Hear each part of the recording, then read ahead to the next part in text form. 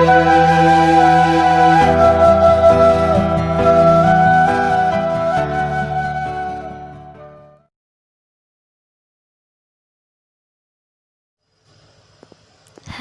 dan hadirat sekalian, apa yang kita faham dengan gelaran sahabat? Sahabat adalah orang yang paling bahagia saat melihat temannya berjaya, manakala merasa sedih saat melihat temannya berduka. Untuk pengetahuan semua, sahabat juga adalah orang yang selalu mendampingi rakan-rakannya kerana kasih dan cinta terhadap Allah SWT. Allah SWT telah berfirman di dalam surah Al-Kahfi ayat 28. A'udzu billahi minasy syaithanir rajim. Wasbir nafsaka ma'al ladzina yad'una rabbahum bil ghadati wal 'ashyi yuriduna wajhah ولا تعد عيناك عنهم تريد زينة الحياة الدنيا ولا تطع من أغفلنا قلبه عن ذكرنا واتبع هواه وكان أمره فرطا. Daripada ayat tersebut, apabila kita amati dan fahami maknanya, kita dapat mensimpulkan bahawa seorang insan yang bergelar sahabat adalah orang yang sentiasa mengingati temannya terhadap perkara-perkara yang baik, yang selalu mengingati Allah SWT. Islam ni sangat menyeru umatnya supaya bersahabat dengan orang yang baik dan bermoral tinggi. Kerana apa? Supaya kita dapat meneladani akhlak mulia dan budi pekertinya yang baik. Tetapi jika di sebaliknya pula, maka sedikit sebanyak akan mendorong kita ke kancah negatif atau maksiat. Justeru, Islam memandang berat terhadap perkara ini sebagaimana Rasulullah SAW telah bersabda, perumpamaan bersahabat dengan orang baik atau orang jahat itu seperti berkawan dengan seorang yang membawa wangian kasturi atau berkawan dengan seorang tukang besi. Pembawa wangian kasturi itu sama ada ia memberikannya kepadamu atau kamu membeli wangian tersebut darinya, ataupun paling tidak kamu akan dapat menghidu wangian haruman tersebut. Manakala tukang besi pula sama ada ia membakar pakaian kamu atau kamu hanya akan mendapat bau yang busuk darinya.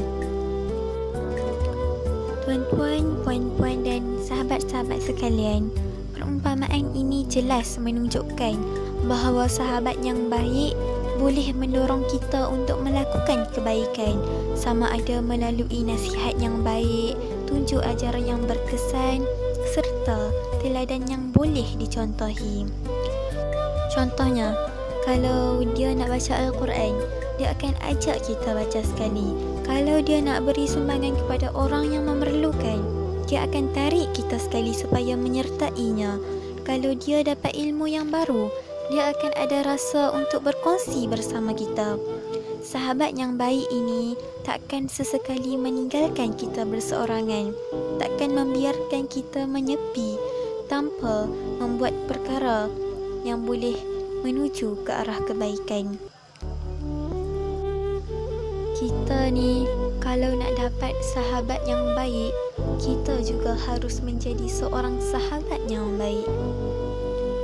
Tuan-tuan, puan-puan dan sahabat-sahabat sekalian, bila kita nampak kawan kita melakukan kesalahan, bagi tahu dia, tegur dia, kerana menjadi tanggungjawab kita bukan sekadar berkawan, tetapi pimpin tangan dia, bimbing dia, bukan mendiamkan diri sehingga kawan kita itu sesat dalam dosa.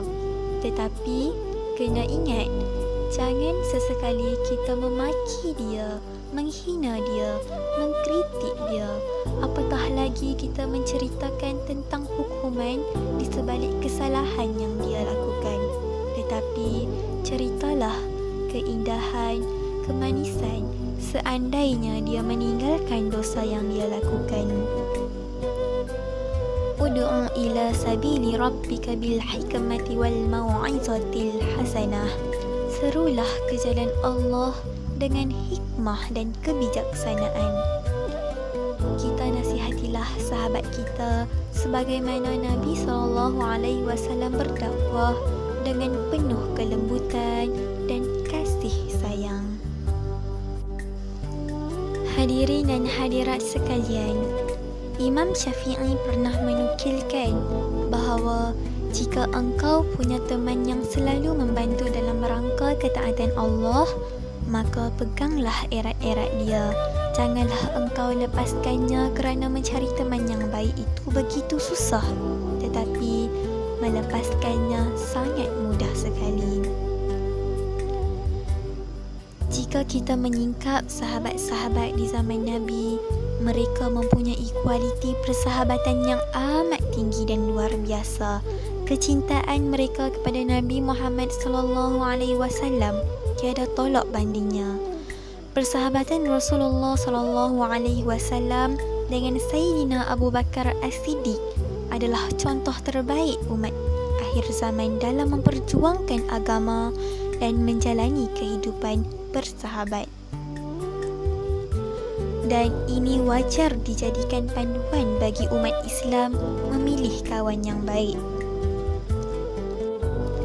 Ingat, mencari sahabat yang baik adalah satu tuntutan untuk membimbing kita ke arah kebaikan. Hadirin dan hadirat sekalian, kasihnya seorang sahabat ketika dia tidak pernah lupa berdoa untuk sahabat-sahabatnya. Malahan, sayangnya seorang sahabat ketika dia menyedarkan kita apabila kita terpesong dari landasan Allah Subhanahu Wa Taala, dan cintanya seorang sahabat ketika dia mengajak sahabatnya berbuat baik kepada Allah Subhanahu Wa Taala.